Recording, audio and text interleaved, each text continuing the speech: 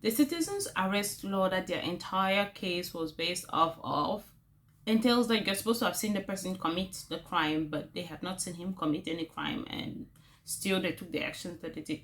What's up, guys? Welcome back to the channel. I'm G, and I do true crime videos Mondays to Friday. And thank you so much, because every like that you leave on any of this video goes a long way to help. If you like this type of videos, make sure to subscribe and join the family. Okay, today we're going to be talking about the Amaud Arbery case. My usual disclaimer: all the stuff I say in this video is stuff I've read on the internet and I'm compiling into one video, and I mean no disrespect to whoever is mentioned. So let's talk about Amaud. He was a lifelong resident of the Brunswick area, and he had just finished high school there in 2012 and had started college. However, he took a break to save some money.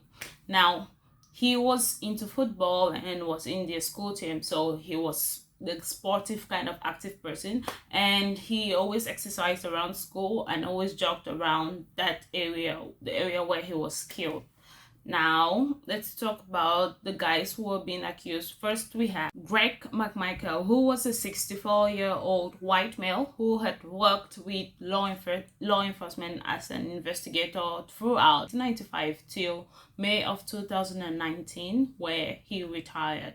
And his son, Travis Mcmichael, who is 34 years old and had worked as a mechanic with the Coastal Guard between 2017 and 2016, and he had some training in law enforcement. Now, William Bryan, the third guy, or also known as Roddie, he's a 50-year-old man who is just a neighbor of the Mcmichael. So the police had recorded three burglaries that had been going on around the time. On December 8th of 2019, a resident of the neighborhood called the police and said they reported a gun stolen from their unlocked car.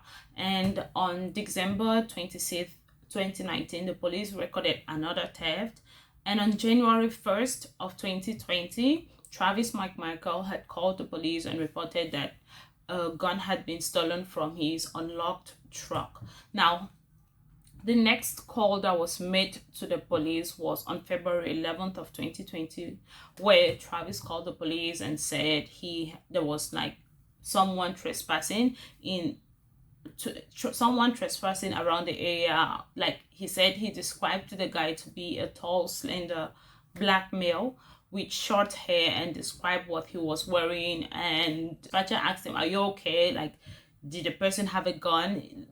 Was the person armed?" And he said he does not know, but the person just saw him put his hand in his pocket and then went into the house under construction, and it really just scared him. He said the person looked like he was acting like he was armed. So the police sent people over, and it was already getting late. And that night, Travis's dad, Gregory, and some other neighbors, at least two of them, were armed. They spent a huge part of the night looking for the trespasser. When the police got there, they also checked and could not find anyone. However, they checked the surveillance video and they said they saw someone who looks like Arbery. However, Travis had said he had never seen the guy he described. He had never seen him before. So the police checked the surveillance footage and said they saw a guy who looked like Arbery, who had gone into the house and for a brief minute and left the house just really soon, not taking anything. And the house had no windows and no doors, so the person had gone in and left. That's what the surveillance footage showed. Now, the police left on February 23rd, 2020. These are the things that happened, and what I'm saying is from a surveillance footage from a neighbor's house that they had installed a surveillance camera that was pointing towards the house that was under construction, and also from the video taken by Roddie when they were chasing Amaud. So when Amaud got into frame of the camera, he was running like someone taking a normal jog, and he stopped in front of the house under construction and then went into the house. 4 minutes later, he walked out of the house, and that's when the camera shows Travis and his dad get into their truck. The dad threw a gun to Travis, and they both got into their trucks armed and started chasing Amaud. So when he left the house, he continued jogging, and the two men entered the truck and started chasing him. That was after another neighbor had come into the frame of the camera when he saw Amaud go into the house, and he called the police and was just like trying to tell him, okay, he has seen someone trespassing. And from the previous surveillance videos that I watched, there were a lot of trespassers into that house, because it showed like even kids that looked like they were still in uniform. It showed a couple, like it showed a lot of people trespassing. However, there was one tall slender guy, a black tall slender guy who was said to be a repeat trespasser. So they're chasing Amaud, and he's running. He just continued going and probably noticed that he was being chased. And they said they were asking him that they want to talk to him. They want to talk to him. I mean, hey, can I talk to you? Can I talk to you? That's what I think. But yeah, as they chased him, the neighbor, Roddie, gets into his truck and he joins the chase, and he was the one filming with his phone from the side of his car. Now, Amaud gets, the two trucks are behind him, and he gets chased. Later on, he takes a turn and goes back in the direction where he was coming from. Later on, he's like, Roddie's truck is here, and the Travis guys, their truck is here, and Roddie is still filming. Now, Amaud has nowhere to run to. He's not sure if he should go back towards Roddie's truck or go, like he's just confused and has nowhere to run to. So at this point, Greg was at the back of, like, he was standing behind the truck with his gun and his phone, and Amaud was in a struggle with Travis. Now, Travis had his gun, and the first shot landed when they were out of frame of the camera, but you could see Amaud's white dress through the screen, through the windscreen, and the first shot went to his chest, and then he punched Travis, and they were still struggling with the gun, and then there is a second shot, and that goes into him. The shot hits him again, and he gives him another punch, and then there is a third shot. And all of the last two shots happen in front of the camera, and then Amaud just waves, and he's like wavy and falls to the ground. And just seconds later, remember the first 911 call that the neighbor had done, like the police were already on the way. Just seconds later, the police come over, and the report that he gave was like there was someone had been shot and he was bleeding out. So that happened, and Amaud died. So the guys that were on the scene were interviewed as witnesses, and the case, they were not charged, nothing happened, and it just stayed like that. So Amaud sustained 3 gunshots, one gunshot to his lower chest, another to the middle chest, and the third gunshot one was caused a deep gap in his right wrist, and Amaud died due to the gunshot wounds. He was only 25 years old and had no kids. He did not get a chance to live the rest of his life, and there was never any proof of Amaud committing any theft in the area. So immediately Amaud fell to the ground that time. The Travis jumped off the phone because he had been on a call with 911, just telling them, hey, I'm at this street with someone that's what he was on the call when the second and third shot went off. And then he dropped the phone and jumped to the ground, turned to see if Amaud was armed, but he was unarmed. I read somewhere that the neighbor said Travis made a racial slur after while Amaud was on the ground bleeding out, but there's no proof of that, but that's what I heard. Now, no arrest happened until 2 months later when the video went viral. the video went viral, of like the video came out, I'm not sure how, but the video came out and a lot of people watched, and it just pissed the entire neighborhood off.